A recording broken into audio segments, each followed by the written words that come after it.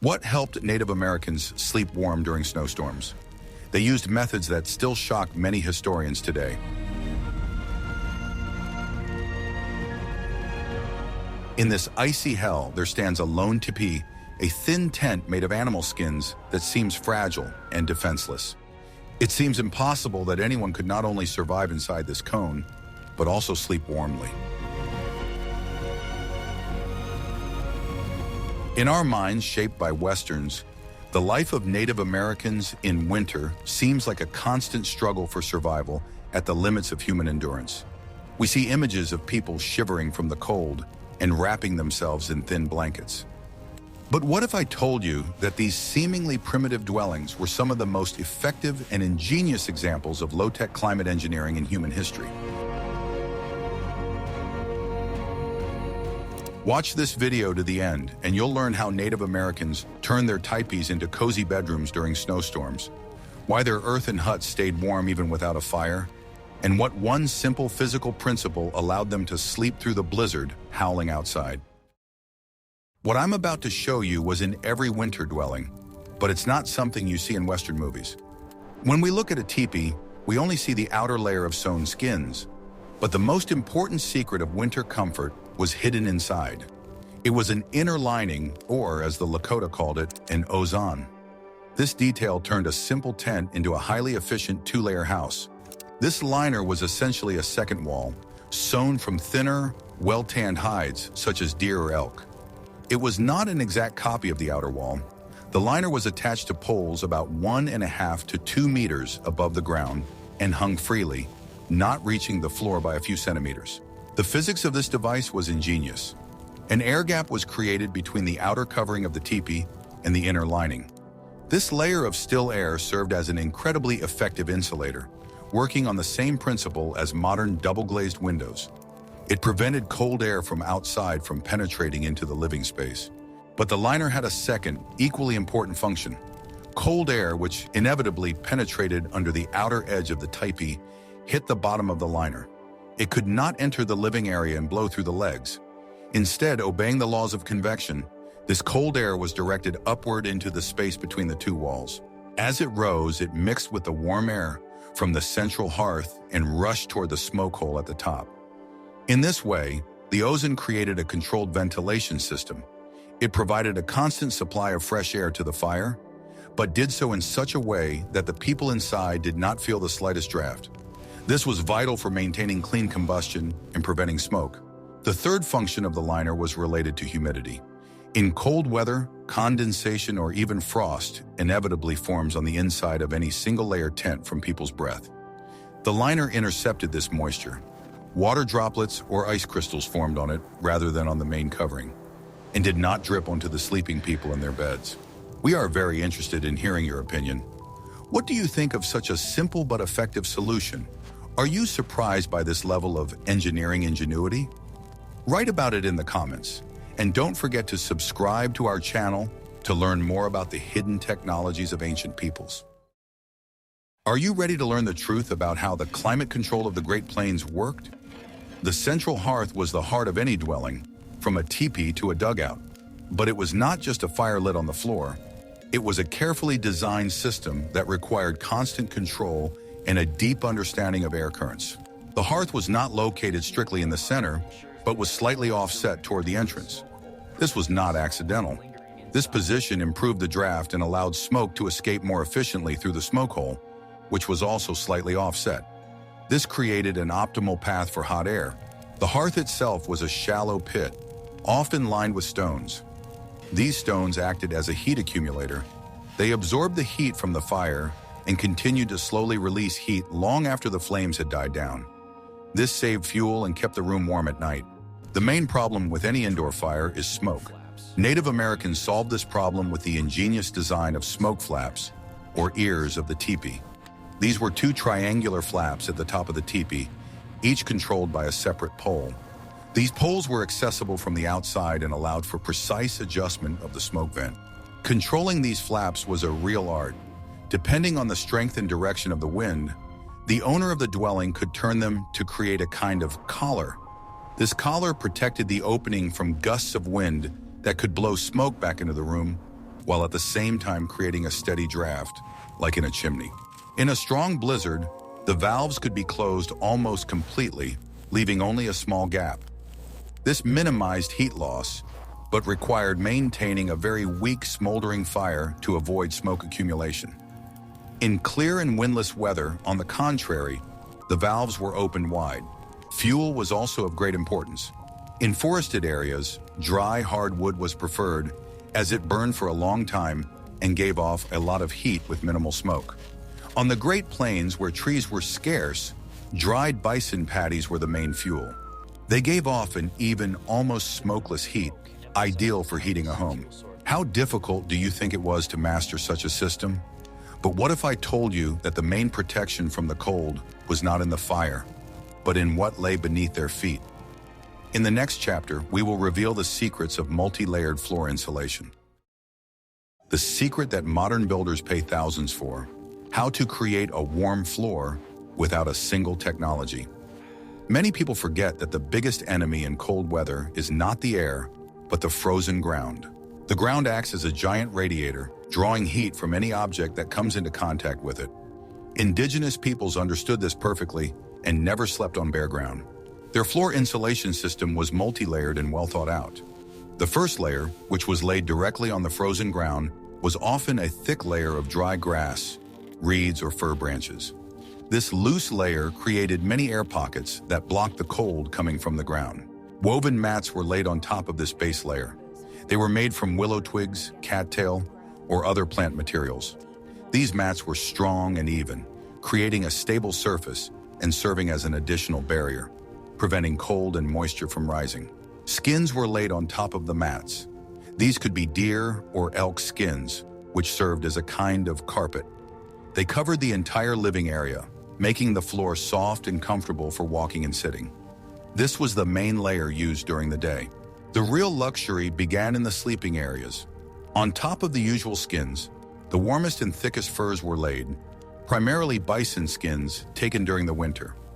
Winter bison fur is incredibly thick and long.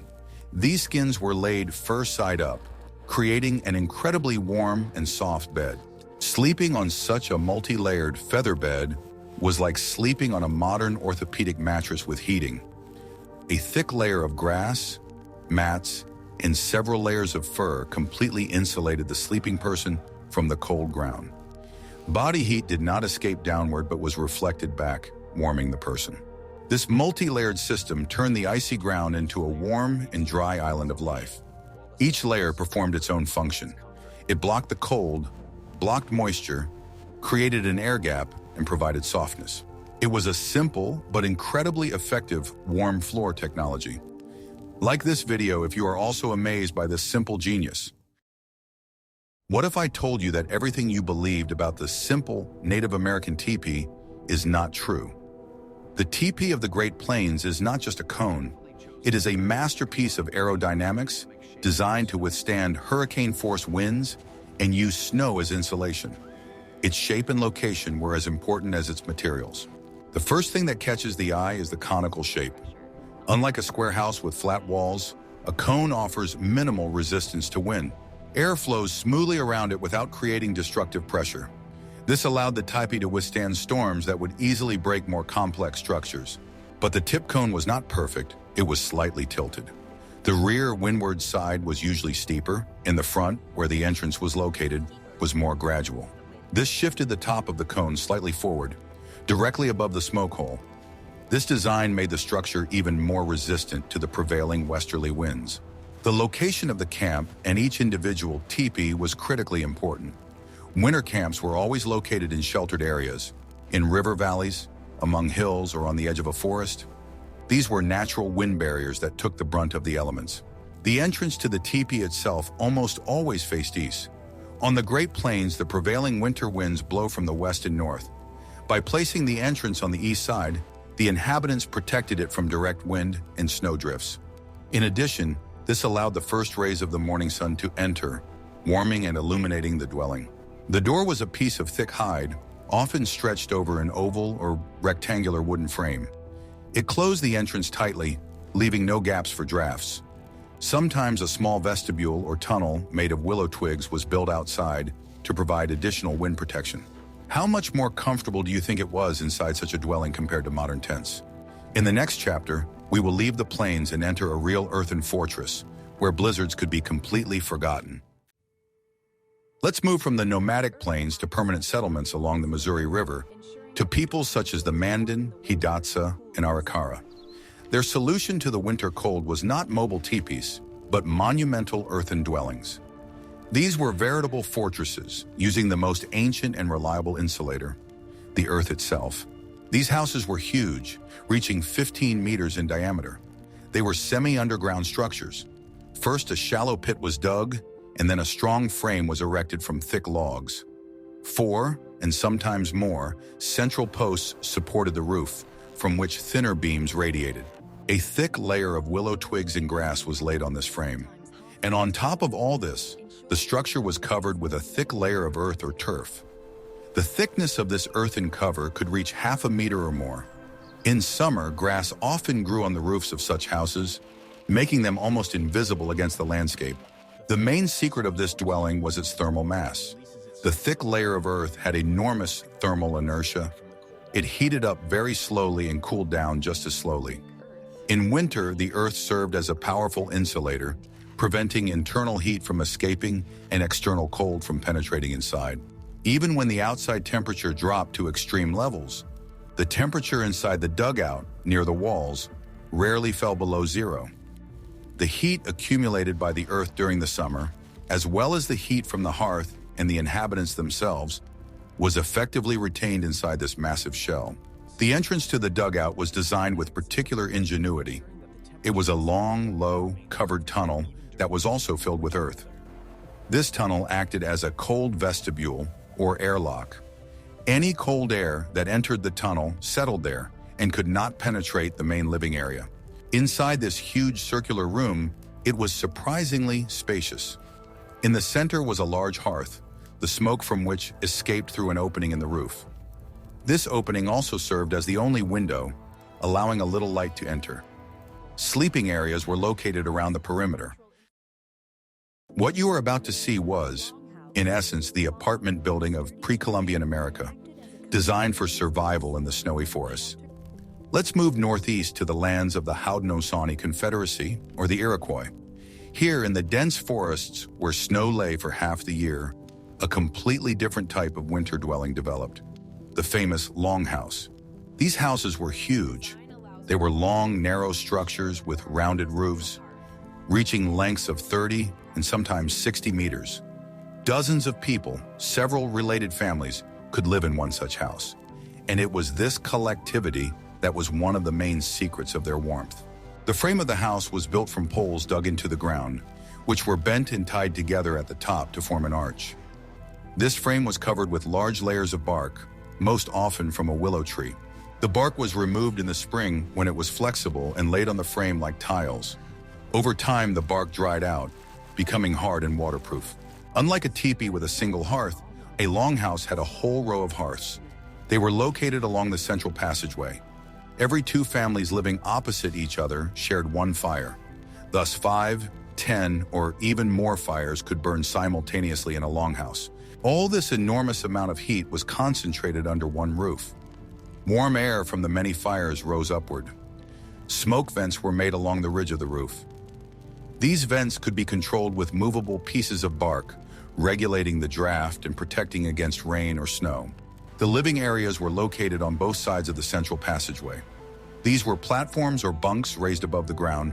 The lower tier served as both a bed and a bench, while the upper tier above it was used as a shelf for storing things or as an additional sleeping place. Of course, such a dwelling was smoky and crowded, but it was warm.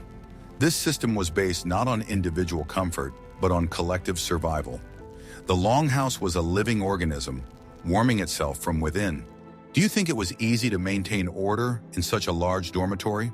But even these houses pale in comparison to the ingenious methods of survival in the Subarctic.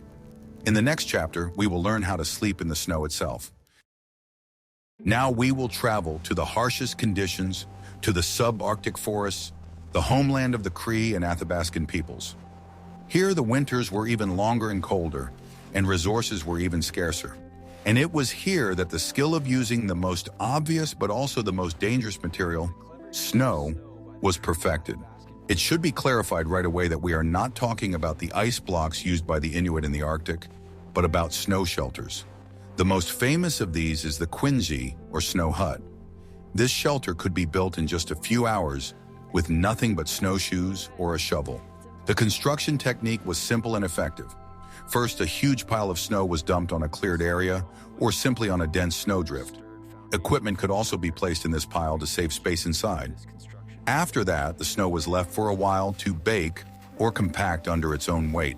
After a couple of hours, when the pile became dense enough, they began to dig out an internal cavity. The entrance was made as small as possible and located on the leeward side. They dug from the inside, throwing the snow outside until they had a sufficiently spacious room. The secret of the quinzhee lay in the snow itself. Snow cover, especially fresh snow, is 90% air trapped between crystals. This trapped air is one of the best heat insulators in the world. Thick snow walls reliably blocked the wind and prevented the heat generated inside from escaping. Inside such a snow hut, they never lit a large fire. It could melt the ceiling. A small oil lamp, or even just the warmth of human bodies, was enough to keep them warm. The temperature inside a quinzhee built in -30 degrees Celsius could remain at zero or even a few degrees above zero. But the main protection from the cold in such a shelter was the floor. It was never left covered with snow. The entire floor was covered with a very thick layer of spruce or fir branches, tens of centimeters thick. This springy, fragrant flooring completely insulated the sleepers from the icy snow floor. In harsh winter conditions, clothing is not just a way to cover yourself. It is your first and most important layer of shelter.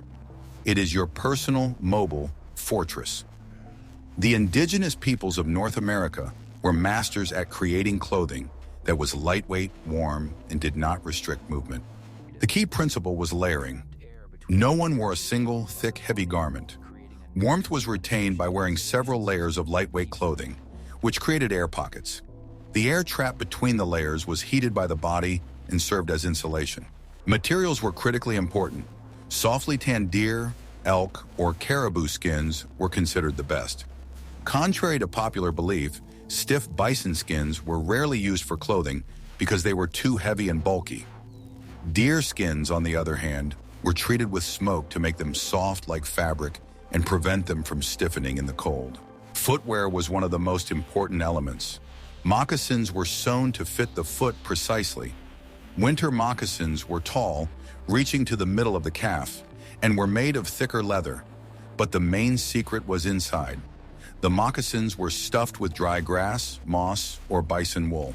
This dry, loose filling worked as the perfect insulation and as a sock. It absorbed sweat and could be easily replaced with fresh filling. Feet always stayed dry, which was the main condition for protection against frostbite. Wet feet in the cold are a guaranteed problem. On the plains, men wore loincloths and long leggings that were attached to the belt. Women wore dresses made of two-sewn skins. In winter, additional shirts or tunics were worn over these clothes. But the main protection from the cold was a large bison robe. This robe, or cape, was a whole, beautifully tanned bison hide with fur. You could wrap yourself in it like a huge blanket. It protected you from the wind and snow, and you could easily take it off if you got hot while working. We have looked at engineering solutions, dwellings, clothing, fire management. But there was another equally important factor, social and physiological. Heat was generated not only by the fire, but also by the people themselves, and this resource was used as efficiently as possible. First and foremost, it was diet. Winter is a time when the body expends a tremendous amount of energy just to maintain body temperature. This energy had to be replenished. The winter diet of indigenous peoples was incredibly high in calories and rich in fats. On the plains, the diet was based on bison meat, especially the fatty parts. Pemmican, a concentrate of dried and crushed meat mixed with melted fat and sometimes berries, was of great importance. This ancient energy bar was the ideal fuel for the internal heater. In forested areas, it was hunting for moose, deer, and bear. Bear fat was highly prized. In the Subarctic, it was caribou meat and fish, also rich in fat. This high-calorie food provided the body with the fuel it needed to generate heat from within. The second social aspect is sleeping together. As mentioned in the request, this was one of the simplest and most effective ways to stay warm. Inside a teepee or longhouse, families slept in close proximity to each other. Children were never put to bed separately. They slept between adults, who warmed them with their body heat. This was the most reliable way to protect the most vulnerable members of the family from the night cold. Adults sleeping side by side under a shared layer of heavy bison robes also shared their warmth. In this way, the surface area of the body that loses heat was significantly reduced. People warmed not only themselves, but also each other. We have already mentioned that the stones surrounding the hearth served as heat accumulators, but indigenous peoples used this principle much more widely. They created, in essence, the world's first hot water bottles and underfloor heating systems using passive heating. This method was simple, like all genius ideas. Several smooth, rounded stones of medium size were always kept in the central hearth where the fire burned. Over several hours, these stones absorbed a huge amount of heat, becoming red hot from the inside. Before bedtime, when the fire in the hearth was extinguished, these hot stones were removed with wooden sticks or pitchforks. On their own, they were too hot to use and could burn the skin. Therefore, the stones were wrapped in several layers of raw leather, old pieces of skin, or thick fabric. In this form, they became safe and incredibly effective heat batteries. These warmers could be placed at the feet or taken to bed. They gave off dry, pleasant heat for many hours. Unlike fire, stones did not require oxygen and did not produce smoke. They simply cooled slowly, warming the sleeping area. This was the perfect solution for cold nights, especially when fuel needed to be conserved. In some cultures, this principle was perfected. For example, dugouts or semi-dugouts could have special channels or pits where heated stones were placed. These stones heated the ground under the sleeping areas. The use of heated stones is another example of a deep understanding of physics.